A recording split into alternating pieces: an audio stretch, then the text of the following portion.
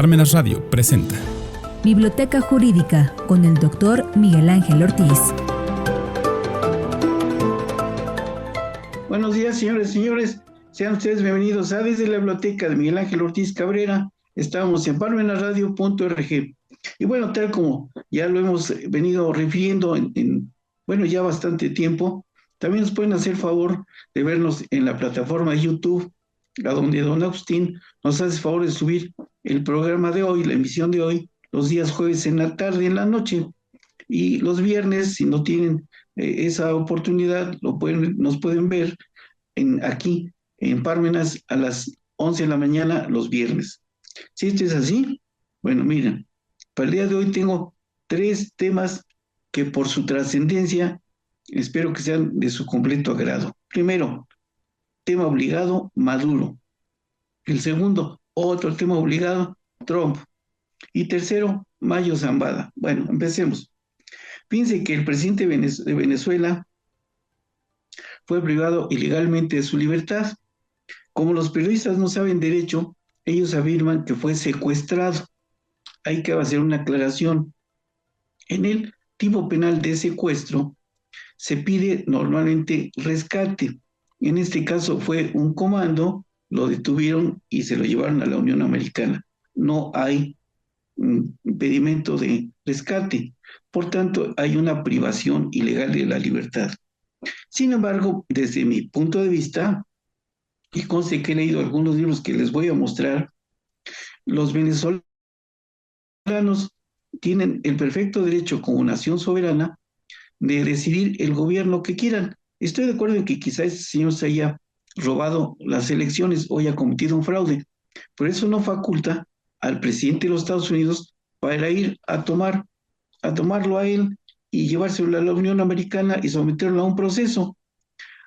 Ahí inclusive fíjense que se advierte desde el satélite Morelos que lo que realmente pretendía el señor Trump es apropiarse de las reservas de petróleo de Venezuela, porque estas reservas son más cuantiosas del mundo, más que las de Arabia. Entonces, eso es lo que realmente le preocupa. Ahora, hay que hacer aquí un pequeño análisis. Miren, la economía rige el derecho, no el derecho a la economía.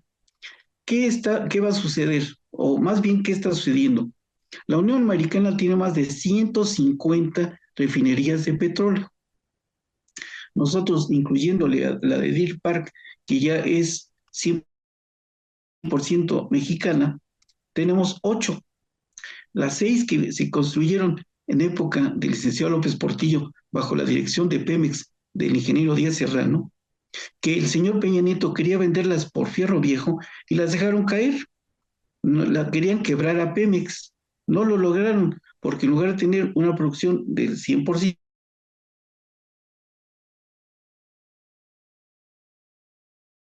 ellos, ¿qué hicieron? No les dieron mantenimiento y así querían hacer lo que hicieron con Altos Hornos, venderla por fierro viejo.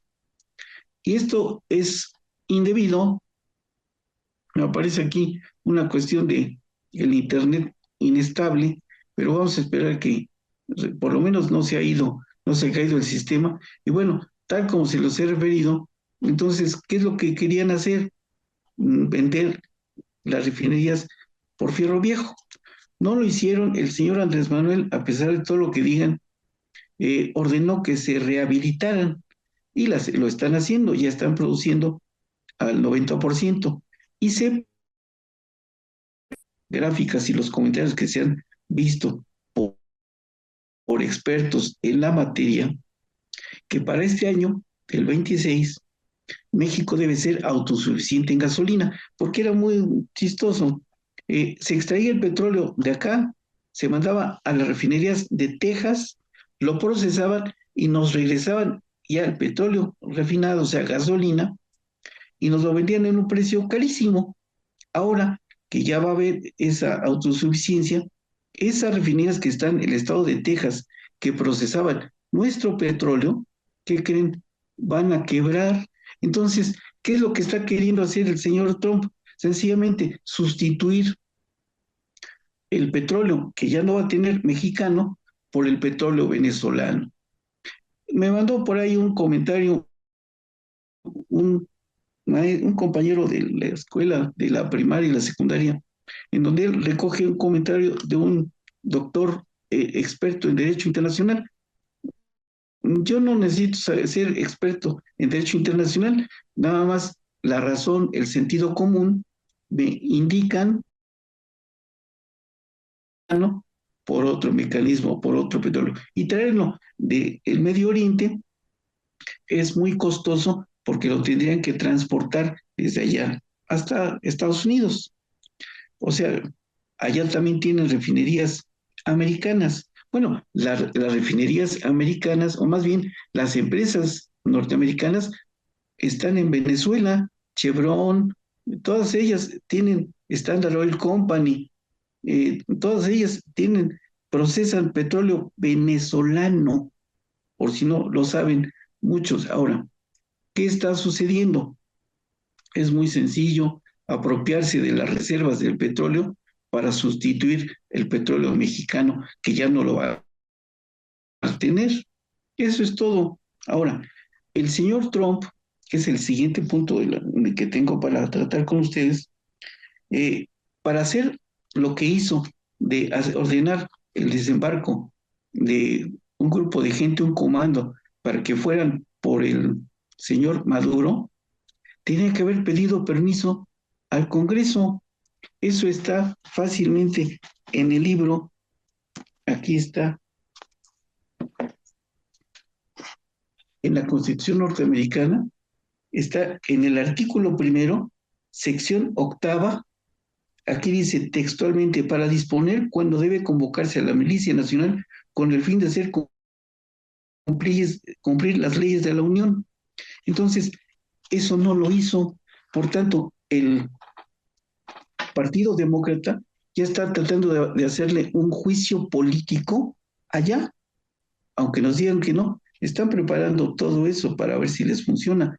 Y en el 27 van a ser las elecciones de los representantes, o sea, los diputados de allá, y ahí va a retomar otra vez el Congreso, lo más probable, porque ya no hay gente, ya más bien ya hay mucha gente en la Unión Americana que no están de acuerdo con las decisiones que adopta el señor Trump, y probablemente ganen el Partido Demócrata. Entonces va a tener otro problema el señor Trump.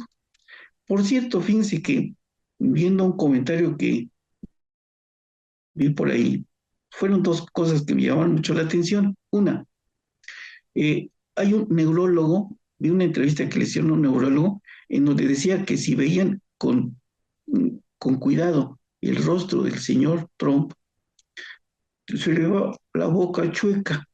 Y dice el neurólogo que eso se refiere a que empieza a tener demencia senil, frontotemporal, o sea, por acá empieza a tener un problema, que eso es pasajero, pero le empieza ya a tener problemas, ya empieza a tener también inflamación en las piernas.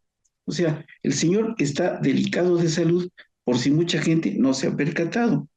Y si es así, con razón, toma decisiones así, improvisadas. No son producto de una política adecuada, sino son producto de sus estados de ánimo. Bueno, debemos tomar en cuenta también que eh, Estados Unidos, más bien Venezuela, también como país soberano, puede tomar las decisiones que crean convenientes y no las que le llega a imponer el gobierno norteamericano.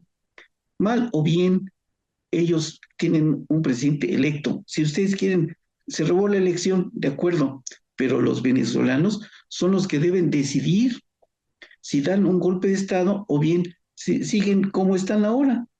De todos modos, ya no está en funciones el señor Maduro y ahora está una señora que era la vicepresidente y la que ya protestó el cargo. No fue la señora Machado como pensaron que iba a suceder. A ella sencillamente la utilizaron, o sea, hubo la teoría de los desechables, ya no fue no fue conveniente para ellos, sencillamente la eliminaron. Y entonces ya está la vicepresidente en funciones. Ahora, todo el resto del equipo son del equipo de Maduro, por si no se han dado cuenta también.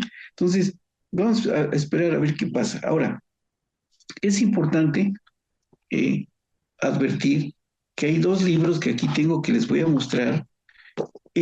Por ejemplo, La soberanía de Hermann Heller. Yo lo compré y lo leí hace como 20 años y ahora es interesante repetirlo o más bien releerlo. Igual, este otro libro de La soberanía, un principio que se derrumba, de Roberto Vergali y El hijo resta. ¿Por qué? Porque aquí habla en la página 58 del principio de la no intervención, que fue lo que hizo el señor Trump en Venezuela. Aquí está. Y respecto a mexicana y el presidente norteamericano, debemos ver lo que establece el artículo 89, fracción décima de la Constitución mexicana, que está en la página 103 y ahorita les voy a decir por qué. Fíjense, dice el 89, las facultades y obligaciones del presidente son las siguientes, fracción décima. Dice, dirigir la política exterior, celebrar tratados internacionales, así como terminar, denunciar, suspender, modificar, enmendar, retirar reservas y formular declaraciones interpretativas sobre los mismos, sometiéndolos a la aprobación del Senado. Punto y seguido.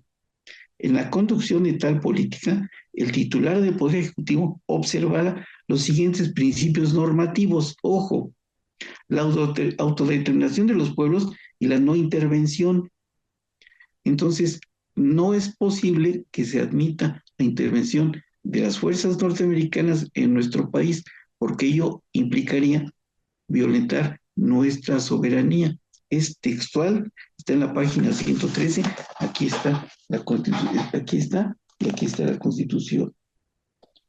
Entonces, también debemos recordar que México es de los pocos países que todavía siguen teniendo como elemento del gobierno el territorio. Y aquí me llamó mucho la atención un concepto que veo aquí, que cita el señor José López Portillo en la página 457, porque fíjense que aquí en el libro dice, el territorio del Estado tiene dos propiedades, es de un lado una parte del Estado considerado este como sujeto, y luego dice, en esta propiedad del territorio era un hombre muy talentoso, yo tengo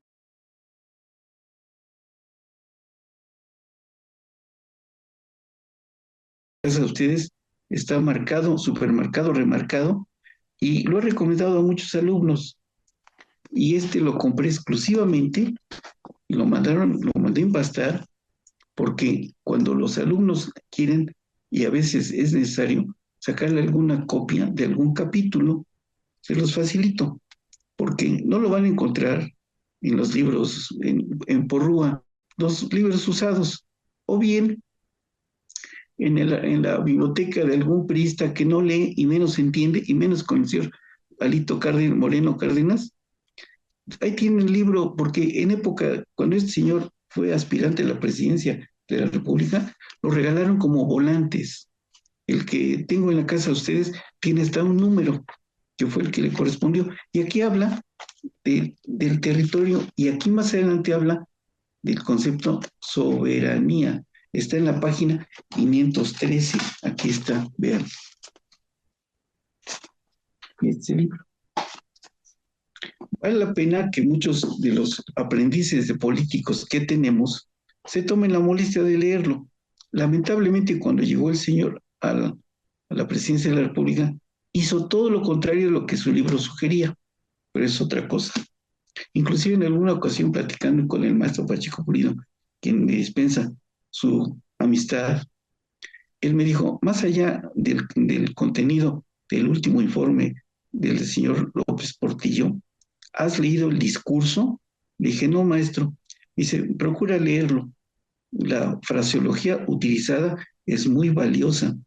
Llegué, lo bajé de internet y lo leí completamente y de veras el señor destilaba cultura. Lástima que hizo lo contrario. El discurso está muy bien elaborado. Bueno, pero sigamos. Fíjense que el comportamiento del señor Trump cae dentro de un concepto, o más bien de un probable delito contemplado por el Estatuto de Roma y que deberá ser sancionado por la Corte Penal Internacional. Esta Corte Penal Internacional ya emitió una orden de aprehensión contra el señor Netanyahu, el primer ministro de Israel, y podría también emitirse una orden de aprehensión contra el señor Donald Trump, porque ha cometido, con el comportamiento que llevó a cabo, unos delitos contra la paz y están consignados en la página 517 de este libro, Nuevo Derecho Penal Internacional de Cayambos. Aquí está. Y además las facultades de allá, aquí está el Estatuto de Roma. Vean, aquí está. Este es el libro. Allá las facultades del fiscal puede actuar de oficio e integrar la investigación. Y sería muy interesante lo que van a hacer porque hay aquí unos delitos contra la paz que el señor llevó a cabo y atentado contra el país de Venezuela. También en este otro libro de los crímenes más graves en el derecho penal internacional, que compré hace muchos años en el INACIPE, también fíjense que está contemplado aquí la lista de los delitos y aquí está en la página 247 los crímenes de agresión, aquí está. Y fue lo que hizo contra Venezuela. Lo que pasa es que este libro, que es un poquito raro, pues no se han tomado la molestia de consultarlo los periodistas y bueno, también los abogados. Es una materia muy interesante, un poquito complicada, pero muy, muy interesante. Y este libro casi nadie lo tiene.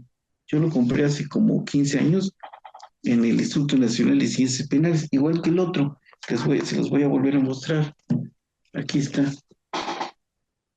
Inclusive supe que más o menos en esa época vino a dar unas conferencias el señor Cayambos, solo que lo supe después que se había llevado a cabo. Si no, hubiera hecho el esfuerzo de ir y oírlo, por lo menos para conocerlo.